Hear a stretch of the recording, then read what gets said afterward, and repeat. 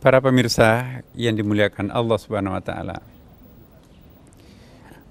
Yang kita perlu pertahankan sekarang ini tentu bukan hanya daya tahan tubuh. Dan dalam rangka mempertahankan daya tahan tubuh untuk menghadapi virus ini, jangan ada lagi yang beralasan bahwa kalau begitu kita nggak usah puasa. Karena puasa itu kan melemahkan tubuh. Apakah tubuh yang lemah bisa menghadapi COVID-19 ini? Justru sebaliknya.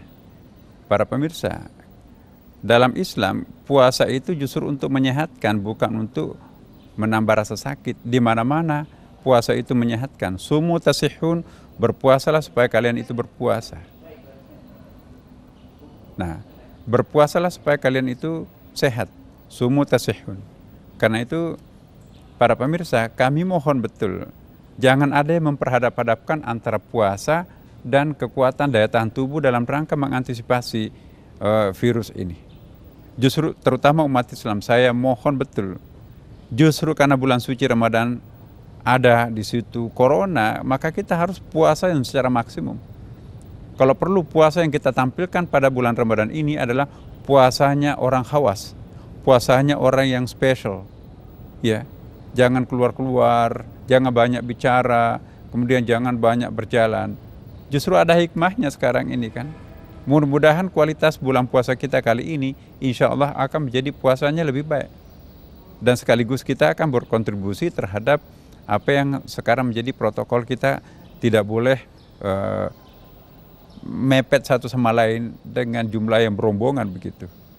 Jadi para pemirsa, daya tahan tubuh tidak cukup, tapi kita harus punya juga daya tahan spiritual. Daya tahan spiritual itu apa itu? Keyakinan kita, kekuatan kita. Innallaha kana fi auni abdi. Ya, ana inda dhanni abdi bi. Itu ada beberapa hadisnya mirip redaksinya. Apa intinya itu semuanya? Aku berada pada keyakinan hambaku. Kalau kita berada pada keyakinan, insya Allah virus ini tidak akan menjangkiti aku. Ya, go ahead, pergilah. Idh yaqulu li sahibihi la tahzan innallaha ma'ana. Kalau kita sudah berikhtiar dan kalau kita sudah mempertahankan daya tahan tubuh kita, kemudian kita merasa nggak ada masalah, serahkan dirinya kepada Allah Subhanahu wa taala. Ya. Virus itu siapa sebetulnya? Virus itu apa dan siapa? Virus itu kan dari Allah, kita pun juga sama-sama dari Allah.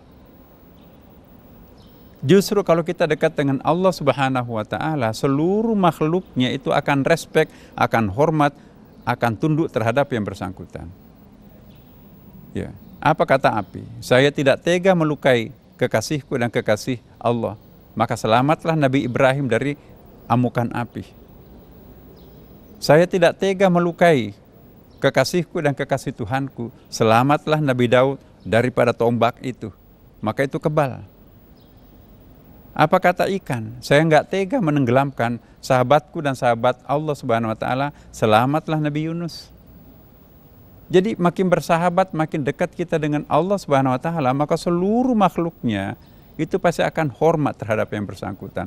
Tapi kalau kita tidak respect terhadap Tuhan, itu akan jadi target daripada virus corona itu sendiri.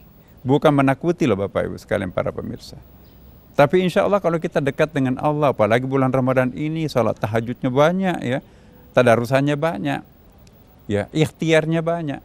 Percayalah, virus corona itu akan hormat terhadap kita. Mungkin ada di sekitar kita, tapi tidak akan merusak.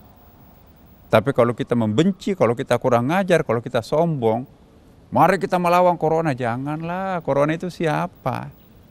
Jangan kasar terhadap sesama makhluk Allah. Tapi kita serahkan ke diri kita pada Allah Subhanahu wa taala. Insya Allah sungguh kami sangat yakin bahwa dengan ketawaduan kita, kehormatan kita, pengabdian kita kepada Allah Subhanahu wa taala, niscaya seluruh makhluknya itu pun juga akan respect terhadap kita.